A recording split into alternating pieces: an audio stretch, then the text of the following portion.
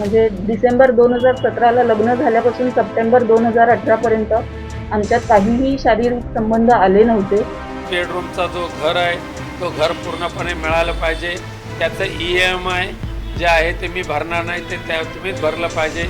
अशा पद्धतीचे जे डिमांड ठेवलेले आहेत ना, ज्याच्यात हे अघोरी कृत्य प्लस माझं मेडिकल ट्रीटमेंट्स ज्या त्यांनी केल्या, हायपोथायरॉईड असूनही त्यांनी मला जे अँटी डिप्रेसंट्स वगैरे दिले, त्याच्यामुळे मला सर्वोपरीने त्यांनी प्रचंड त्रास दिलेला आहे. ते षडयंत्र रचलं जाते, त्याचा सूत्रधार कोणत्या पक्षाशी रिलेटेड आहे. सासरच्यांकडून मानसिक शारीरिक छळ, शारीरिक संबंध ठेवण्यास पतीकडून टाळाटाळ, बाबा बुवांकडे जाऊन अघोरी कर्मकांड, हे सगळे आरोप झालेत ठाकरे गटाचे माजी खासदार विनायक राऊत, त्यांचे चिरंजीव गीतेश राऊत आणि त्यांच्या कुटुंबियांविरोधात.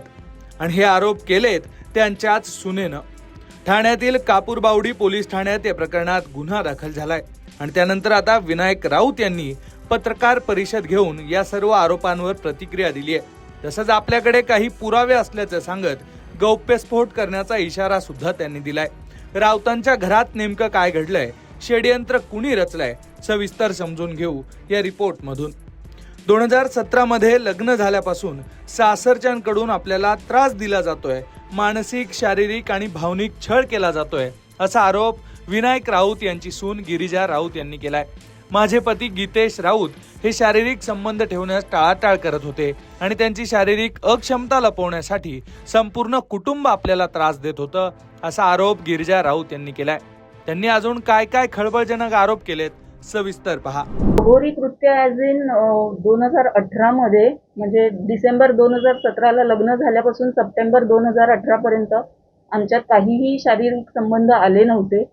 त्याच्यासाठी आमच्या फॅमिलीजनी बसून बोलणी केली आणि असं ठरलं होतं की गणपतीवरून आल्यानंतर या गोष्टीवर काम करायला सुरू करू. पण गणपतीवरून आल्यानंतरच एक थोडक्यात अशी घाबरण्याची घटना झाली, ज्याला त्यांनी असं अघोरी सगळ्या ह्याचं इलाजांचं स्वरूप दिलं की ते अक्षरशः सप्टेंबर 2018 पासून 22 सालापर्यंत ते त्यांनी सुरू ठेवलं, ज्याच्यात हे अघोरी कृत्य प्लस माझं मेडिकल ट्रीटमेंट्स ज्या त्यांनी केल्या, हायपोथायरॉईड असूनही त्यांनी मला जे अँटी डिप्रेसंट्स वगैरे दिले, त्याच्यामुळे मला सर्वोपरीने त्यांनी प्रचंड त्रास दिलेला आहे.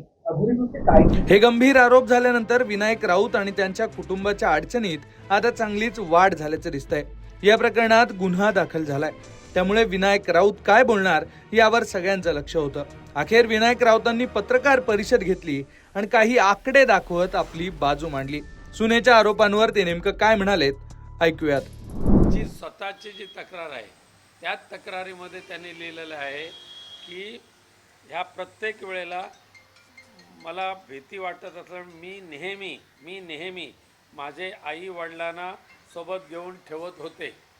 आता जर प्रत्येक वेळेला आई वडील होते आणि आई वडील तर सज्ञान आहेत, मुलगीसुद्धा सज्ञान आहे, तर त्यांना एकदा असा गैरप्रकार झाला असं जर निदर्शनास आलं तर ताबडतोब त्यांनी पोलीस स्टेशनची धाव का नाही घेतली, हा विषय तर येतोच. दुसरं म्हणजे इथे त्यांनी स्पष्ट लिहिलेलं आहे त्यात त्यांच्या तक्रारीमध्ये, मी 29 डिसेंबर 2023 रोजी स्वतःहून माहेरी गेलेली आहे. जाताना मला डॉक्टरने सांगितलं म्हणून माझं स्त्रीधन जे आहे त्या सहित घेऊन गेलेले आहे. म्हणजे जाताना जवळ 10 ते 12 बॅगा भरतील एवढे ते कपडे आणि बाकीचं स्त्रीधन. आता स्त्रीधनसुद्धा नेमकं किती गेलेलं आहे, किती नेलं आहे, हे हिंमत असेल तर तुम्ही जाहीर करा. येताना सासरी येताना स्त्रीधन किती आणलं आणि घेऊन जाताना किती घेऊन गेला ते जाहीर करा. पण आम्हाला एकदा दिलं ना दिलं त्याच्यामध्ये आम्हाला काही पडायचं नाही आहे. ठीक आहे, तिच्या नशिबात होतं तेवढं तिला स्त्रीधन मिळालेलं आहे, त्यांना आम्हाला त्याच्यामध्ये काय ते उकळून काढायचं नाही. करायचं आलं खूप मोठी लिस्ट वाचून दाखवेल. त्यांची चर्चा आमच्या वकील महोदयांशी चालू होती, तर प्रत्येक वेळेला डिमांड त्यांचं दुपटीने वाढत होतं. सुरुवातीचं 2 करोडचं डिमांड होतं. थ्री बेडरूमचा फ्लॅट तर कायम राहिलेला आहे, ॲटोमॅटिक कार कायम राहिलेलं आहे. 2च्या नंतर डायरेक्ट 5 करोडवर आलं. आणि 5 करोडवरच्या नंतर ह्याच याच्यामध्ये तिने जे दिलं आहे, काल जे वाचून दाखवलेलं आहे, 10 करोड रुपये, 2 करोड पुन्हा पाहिजे तर हवं असेल तर मी वाचून दाखवतो. जे षडयंत्र रचलं जातं आहे त्याचा सूत्रधार कोणत्या पक्षाशी रिलेटेड आहे ते मी काही दिवसानंतर पुन्हा एकदा सांगेन.